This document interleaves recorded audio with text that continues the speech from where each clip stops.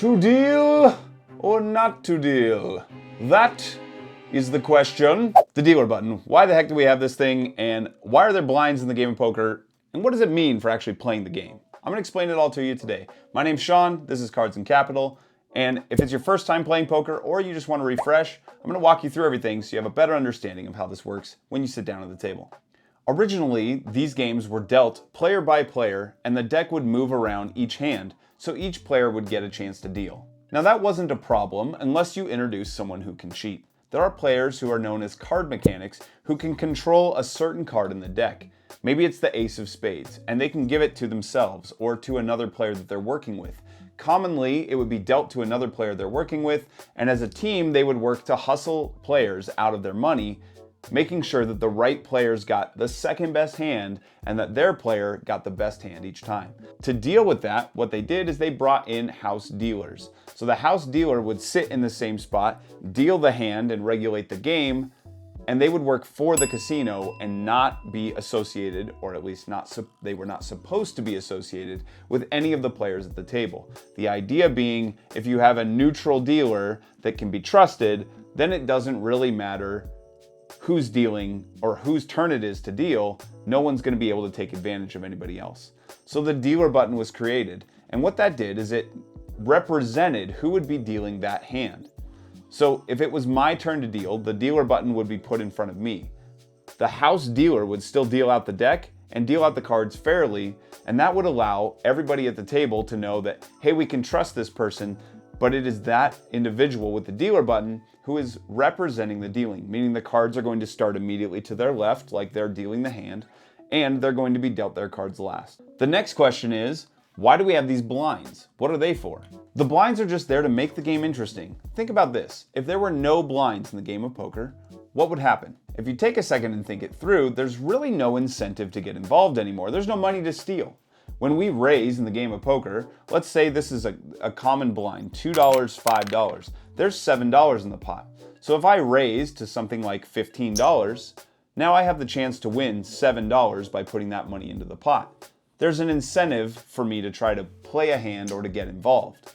If there wasn't an incentive, if you remove the blind incentive, then when you look down at some cards that don't look very good, like Ace 9, you're not really that motivated to play unless you're just impatient. If blinds did not exist, the correct strategy is actually just to be incredibly boring and wait around and wait for those aces to show up, because what incentive do you have to get involved with less than the best hand possible? That makes poker incredibly boring and nobody would want to play. So in order to create some action, the blinds were added. There's a small blind, which is the player immediately to the left of the dealer button, and then the big blind. Action starts on the player after the blinds, pre-flop. It goes all the way around, and then when it gets back to the blinds, they get to decide if they're going to play or not. If another player bets 15 and it folds back around to you, you now have the option to fold, which you don't want to do with aces. You can call by putting in $10 more to match their bet, or you have the option of raising. In this case, with aces, you're going to want to raise. Now you have the opportunity to pick up not just their bet, but plus the $2 in the small blind. There's $17 out there.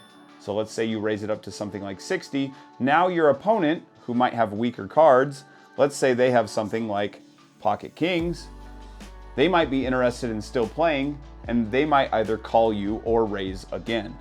The point is, the money in the pot ahead of time here, when we start this hand out, is really what gets the action going. Now additionally, if you were at a casino, you might see a small blind, a big blind, and then something called a straddle. A straddle is just an additional set of blinds that the table might agree to, or a player may just volunteer to put in.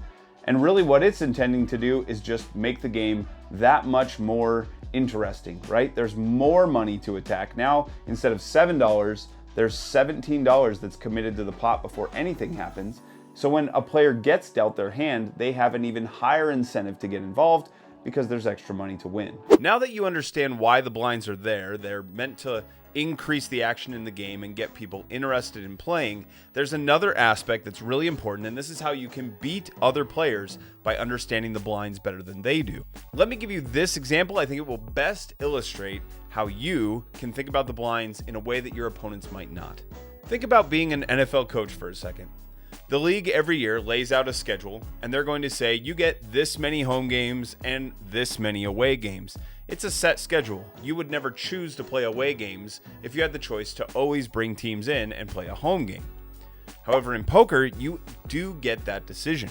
If you're at a blackjack table, the player loses on average because they act first. They act with less information than the dealer does. The same thing is true of poker, and so you're basically choosing to play away games when you're playing in the blinds. The blinds are incentivizing you to do something that doesn't make a ton of sense for you. The fact of the matter is, if you look into it, playing from the blinds is going to cost you a lot of money over the long run. So really what you're doing in the blinds is just trying not to lose too much, and then getting around and trying to attack the blinds when you have home field advantage, which in this case would be position.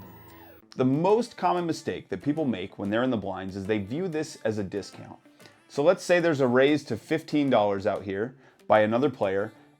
Any other player that wants to get involved needs to pay $15.